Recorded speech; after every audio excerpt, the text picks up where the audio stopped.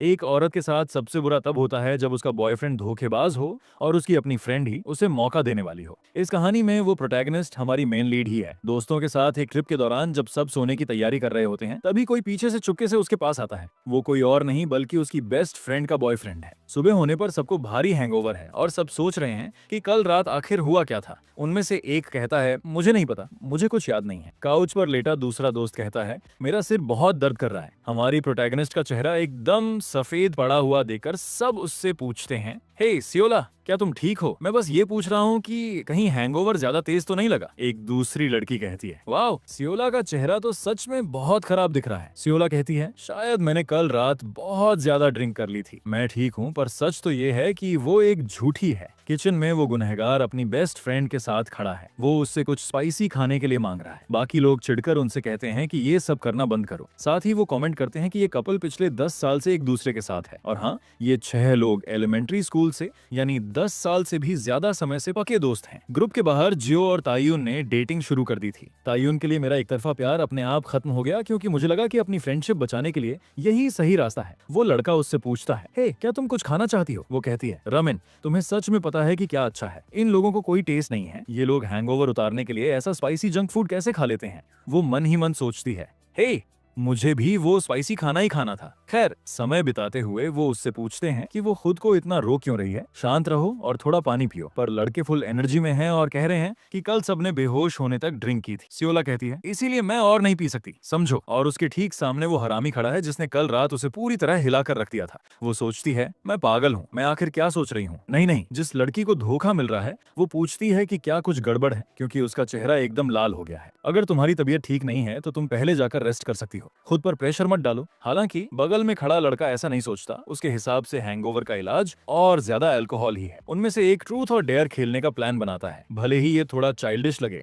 क्या तुम्हें नहीं पता कि सबसे सिंपल चीजें ही हमेशा सबसे मजेदार होती हैं? खुद को होस्ट बनाते हुए वो नानीन को चुनता है और पूछता है, क्या इस ग्रुप में तुम्हारा कोई फर्स्ट लव है या नहीं? थोड़ा नर्वस होकर वो पूछता है कि वो ऐसा क्यों कह रहा है। फिर वो हाँ में जवाब देता है कि कोई है जिसे वो पसंद करता है। जब सब पूछते हैं कि वो कौन है, तो वो सवाल को टाल देता है और कहता है, अब मेरी बारी है। देखो वो कैसे टॉपिक बदलता है। वो सीधे उस धोखेबाज बॉयफ्रेंड ली टून की तरफ मुड़ता है और कहता है, मैं तुम्हारे लिए एक हार्ड सवाल चुनने वाला हूँ। वो उससे पूछता है, क्या तुमने कभी किसी ऐसे के साथ सेक्स किया है जो तुम्हारी गर्लफ्रेंड नहीं थी? बाकी लोग कमेंट करते हैं कि ये सवाल बहुत ज्यादा अनकंफर्टेबल है, पर वो लड़का सवाल से बचता नहीं और कहता है, हाँ, मैंने किया है। जाहिर है सब कहने लगते हैं कि उसकी गर्लफ्रेंड को कैसा लग रहा होगा। वो कहती है, गाइस, इतना ऑकवर्ड महसूस मत करो, मैं अपसेट नहीं हूँ। खैर, सीधी सी बात है कि ये सब उसके साथ रिलेशन में आने से बहुत पहले हुआ था। बाकी सब भी अग्री करते हैं कि हाँ, अब तो वो फेथफुल है। लीतुन, अब तुम अगला सवाल पूछो। और जैसा कि सबको डर था, वो सियोला की तरफ मुड़ता है और उससे पूछता है, तुम्हारा सबसे पिछला हुकअप अच्छा था या नहीं? बाकी लोग कहते हैं, ये क्या बकवास है, वो उससे ऐसा क्यों पूछ रहा है? उस लड़की के बगल वाला लड़का कहता है, हे, इसमें प्रॉब्लम क्या है? हम सब यहाँ एडल्ट्स हैं। उसकी सहेली उसे देखती है और वो शर्म से लाल हो जाती है, क्योंकि उसे याद आता है कि उसका सबसे पिछला हुकअप कोई और नहीं बल्कि वही लड़का है जिसने अभी ये सवाल पूछा है। अगर उसने सच बता दिया तो सब कुछ बहुत ज्यादा ऑकवर्ड हो जाएगा। पर उस पल वो लड़का रुक नहीं रहा था। वो एकदम एक्सट्रीम लेवल पर चला गया, इतना ज्यादा कि ये सब सबके सामने ही हो गया था जब सब अपना हैंगओवर उतारने के लिए सो रहे थे। वो उससे पूछ रहे हैं, क्या वो अच्छा था सियोला? जाहिर है वो ठीक नहीं है, पर उसे ट्रूथ और डेयर का सवाल याद आता है और आखिर में वो कुछ जवाब नहीं देती। वो अपना अल्कोहल का ग्लास एक बार में पी जाती है और गेम छोड़कर चली जाती है ताकि उसे और हिस्सा ना लेना पड़े। वो बहाना बनाती है कि उसकी तबीयत खराब है, मेरा पेट दर्द कर रहा है, मैं बाथरूम जा रही हूँ, मैं पहले जाकर रेस्ट करूंगी, और अपनी दोस्त को सोच में छोड़ देती है। और हाँ, कल रात जो कुछ भी हुआ वो उसे परेशान कर रहा है, पर वैसा पछतावे वाला परेशान नहीं, बल्कि इस तरह कि वो चाहती है कि ये सब फिर से हो, क्योंकि वो और ज्यादा चाहती थी। तुम पागल हो गई हो सियोला, मुझे पता है। जब वो अपना सारा ध्यान तयून पर लगा रही होती है तभी दरवाजा खुलता है। वो चौंक जाती है। वो लड़का अंदर आता है, लाइट चालू करता है और कहता है, यहाँ बड़ी स्वीट खुशबू आ रही है, इसलिए मैं देखने आ गया कि क्या बात है। लाइट जलाते हुए वो उससे पूछता है, वाओ वाओ, वो बहुत अच्छा था, तुम और चाहती हो? अगर तुम चाहो तो हम इसे फिर से कर सकते हैं। इस लड़के के लिए कोई फुल स्टॉप नहीं है। जाहिर है उसे रुकना चाहिए, पर ऐसा लगता है कि वो खुद उसे रोकना नहीं चाहती। जब वो कांप रही होती है तो वो लड़का उसके पास आता है और उसे चुप देखकर कहता है, कल रात तो तुम सच में बहुत एंजॉय कर रही थी। वो उससे पूछती है, तुम्हारे कहने का क्या मतलब है? वो नीचे झुकता है और उसे कहता है कि सियोला, कल रात काफी नहीं थी। और ये शब्द उसके अंदर एक नशा भर देते हैं। तभी उसे बाहर दोस्तों के झगड़े की आवाज आती है, क्योंकि उनमें से एक और दोस्त सियोला की तरह गेम छोड़कर चला गया है। वो लड़का पूछता है, तुम ऐसे क्यों जा रहे हो? मैं उसे जगाकर खेलने के लिए बोलूंगा, तुम रिलैक्स रहो, उसे आराम मत करने दो। क्या तुमने उसका चेहरा नहीं देखा? वो सच में बहुत थकी हुई है। कमरे का दरवाजा खोलते हुए वो लड़का कहता है, मुझे फर्क नहीं पड़ता, मैं अंदर जा रहा हूँ, मैं उसे जगाने वाला हूँ। वो पूछता है, हे सियोला, क्या तुम सो रही हो? सोना तो बहुत छोटा शब्द है, यहाँ तो कुछ और ही चल रहा है। पर उन्हें एहसास होना चाहिए कि अब बहुत देर हो चुकी है। सवाल तो ये है कि क्या इन दोनों ने दरवाजा लॉक करने के बारे में नहीं सोचा था, ये जानते हुए भी कि वो क्या करने जा रहे थे। ठीक उसी आखिरी पल में जब वो पकड़े जाने वाले थे, जब वो दोनों पकड़े जाने ही वाले थे, सियोला को लगा कि अब सब खत्म हो गया और उनका सच सबके सामने आ जाएगा। पर ठीक उसी पल उस धोखेबाज लड़के की गर्लफ्रेंड ने बाकी दोस्तों से पूछा कि क्या उन्होंने उसके बॉयफ्रेंड ली टून को देखा है। ये जू की आवाज थी। दोस्त थोड़ा सोचते हैं और कहते हैं, ली टून, क्या वो बाहर स्मोक करने नहीं गया? गर्लफ्रेंड अपने लाल बालों वाले दोस्त स्वान से कहती है, उसे ढूंढने में मेरी मदद करो, बाहर बहुत अंधेरा है। मन न होते हुए भी वो लड़की कहती है, चलो चलते हैं। इसी बीच वो लड़का कमरे की तरफ देखता है और ये बहाना बनाता है कि सियोला की नींद न खुल जाए, इसलिए वो अपने दोस्त को उनके साथ जाने के लिए कहता है। दोस्त पूछता है, मैं क्यों जाऊं? वो जवाब देता है, अरे तुम्हें उसके साथ स्मोकिंग एरिया तक जाना चाहिए। दोस्त कहता है, हमें नहीं पता वो कहाँ है। लड़का बोलता है, इतने समय से इसे पता ही नहीं था कि स्मोकिंग एरिया कहाँ है। मुझे सिगरेट से नफरत है, इसलिए मैं कभी वहाँ गया ही नहीं। वो लड़की से कहता है, वाओ सियोला, इस बार मैं तुम्हें जाने दे रहा हूँ, अगली बार हम गेम आखिर तक खेलेंगे। मन ही मन वो सोचता है, कमीने दोस्त, तू बीच में हड्डी बन रहा है। उधर कमरे में सियोला सोचती है, क्या वो चले गए? शुक्र है जान बची। वो धोखेबाज उससे पूछता है, अब तुम्हें चैन मिला? वो उसे कहती है, ऐसी हालत में भी तुम इसे जारी रखने का प्लान बना रहे थे? वो कहता है, हे, जो शुरू किया है उसे खत्म तो करना पड़ेगा। सियोला कहती है, मुझे जाने दो, वो किसी भी पल वापस आ सकते हैं। पर वो उसका मुंह चूमकर उसे चुप करा देता है। देखो तुम कितनी प्यारी लग रही हो, तुम्हारी आंखें कैसे चमक रही हैं, ये बहुत सुंदर है। तुम्हें ये सब अपने अंदर दबा कर रखना होगा, कल की तरह बाहर मत आने देना, समझी? उसे वहीं छोड़कर वो वहां से चला जाता है। उस वीकेंड ट्रिप के बाद महीनों बीत जाते हैं। जिस शॉप में सियोला काम करती है वहां बंद होने के समय एक कस्टमर आता है और अमेरिकानो ऑर्डर करता है। ये वही बेवकूफ लड़का था जिसने उसे 2 रातों तक हिलाकर रख दिया था। वो धोखेबाज ली टून उससे कहता है, मुझे अभी बहुत प्यास लगी है, मुझे कुछ ऐसा दो जिससे मेरी प्यास बुझ जाए। जब सियोला अमेरिकानो तैयार कर रही होती है तो वो पूछता है कि उसने उसके कॉल्स का जवाब क्यों नहीं दिया। ट्रिप से वापस आए महीने बीत चुके हैं। वो कहती है, मैं स्कूल और अपनी पार्ट टाइम जॉब में बहुत बिजी थी। वो पूछता है, तुम मेरे एक भी मैसेज का रिप्लाई क्यों नहीं दे पा रही? बाकी सब भी परेशान हैं क्योंकि तुमने सबसे दूरी बना ली है। वो कह रहे थे कि ट्रिप की पहली रात से लेकर आखिरी रात तक तुम्हारा चेहरा अजीब दिख रहा था। ऐसा क्यों? जाहिर है वो सच बोलने के बजाय सब जानता है। उस वक्त उसकी अच्छी दोस्त उससे कह रही थी, सियोला, कितनी शर्म की बात है, हमें वापस जाते समय कैफे पर रुकना चाहिए था। पर ये प्रोटैगनिस्ट अपनी खुशी वाला चेहरा छुपाने के लिए कैप लगा लेती है और कहती है, सॉरी, मुझे घर पहुंचकर कुछ काम है। सच में, क्या तुम्हारी तबीयत इतनी खराब है? वापसी के पूरे रास्ते उसने किसी की आंखों में आंखें नहीं डाली। उस दिन वो किसी की बात का जवाब तक नहीं दे पाई और बस चुप रही। घर पहुंचते ही उसने खुद को बिस्तर पर गिरा दिया। वो अपने दोस्तों का सामना नहीं कर पा रही थी, खासकर अपनी दोस्त जू का, जिसे उसने सिर्फ इसलिए धोखा दिया क्योंकि वो हॉट एहसास उसे बार बार याद आ रहा था। उसने फैसला किया कि अब उसे सबसे दूरी बना लेनी चाहिए। उसने अपने दोस्तों से कांटेक्ट तोड़ दिया क्योंकि ये सब उसके लिए बहुत ज्यादा हो रहा था। पर यह हरामी लड़का फिर से यहाँ क्यों आ गया? वो उससे कहती है, अगर तुमने अपना ऑर्डर देख लिया हो तो अब जाओ, मुझे कैफे बंद करना है। पर उसे चौंकाते हुए वो लड़का पीछे से आता है और उसके हाथ पकड़ लेता है। क्या तुम पागल हो? ये क्या कर रहे हो? ये एक पब्लिक प्लेस है। वो कहता है, हे, तुम भी तो मुझे पसंद करती हो ना, ये नाटक करना बंद करो, मैं तुम्हें बहुत अच्छा फील कराऊंगा। सियोला चिल्लाती है, हे रुको, मैंने कहा रुको। वो कहता है, क्यों? क्या तुम चाहती हो कि मैं सबको बता दूं हमने क्या किया था? और यहाँ से ब्लैकमेल शुरू होता है। वो उसे जू कहकर बुलाता है जैसे कि वो उसकी गर्लफ्रेंड हो। जाहिर है उसका नाम सियोला है, पर वो उसे चिढ़ाने के लिए ऐसा करता है। वो खुद को छुड़ाते हुए पूछती है कि क्या वो उसे धमका रहा है। वो जवाब देता है, तुम्हें क्या लगता है अगर मैंने जू को बता दिया तो वो क्या करेगी? देखो, अगर उसे पता चला तो मेरा तो ब्रेकअप हो जाएगा और तुम भी जू और अपने बाकी दोस्तों की नजरों में खत्म हो जाओगी। अगर तुम चुप रही तो ऐसा लगेगा जैसे कुछ हुआ ही नहीं। वो उससे मिन्नतें करती है, मुझे छोड़ो, हमें बात करनी होगी। तभी दरवाजे की घंटी बजती है, कोई आ गया है। सियोला, हे, हम यहाँ हैं। जू और उसकी सहेली अंदर आ जाते हैं। अचानक सब लोग कहीं ना कहीं से आ टपकते हैं। सियोला कहती है, ओह जियो स्यूइन, बहुत दिनों बाद मिले, इस वक्त यहाँ कैसे? लड़कियां कहती हैं कि तुम आजकल हमारे कॉल्स का जवाब नहीं देती, क्या कुछ गड़बड़ है? हमें चिंता हो रही थी इसलिए हम तुम्हें देखने चले आए। सियोला झूठ बोलती है, सॉरी मेरी तबीयत सच में बहुत खराब थी, स्कूल का बहुत काम था और कैफे की पार्ट टाइम जॉब में भी बिजी थी। दोस्त कहते हैं, पर तुम्हें नहीं लगता कि एक भी कॉल का जवाब न देना कुछ ज्यादा ही हो गया? पर चलो कोई बात नहीं, रिलैक्स रहो, हम तुम पर प्रेशर नहीं डालेंगे।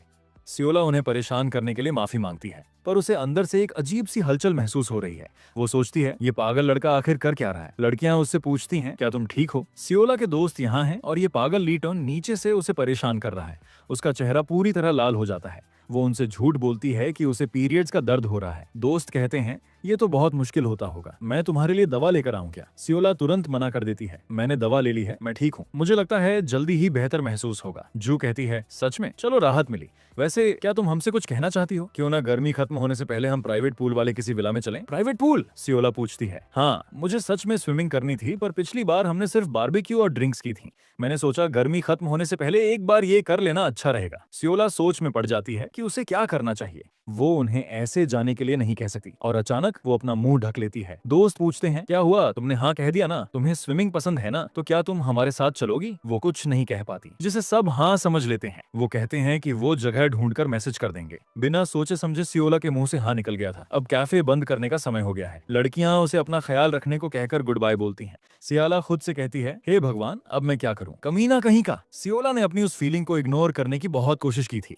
पर अब वो खुद को और नहीं रोक पा रही थी और इस बार पासा पलटते हुए वो खुद उसके ऊपर झपट पड़ी।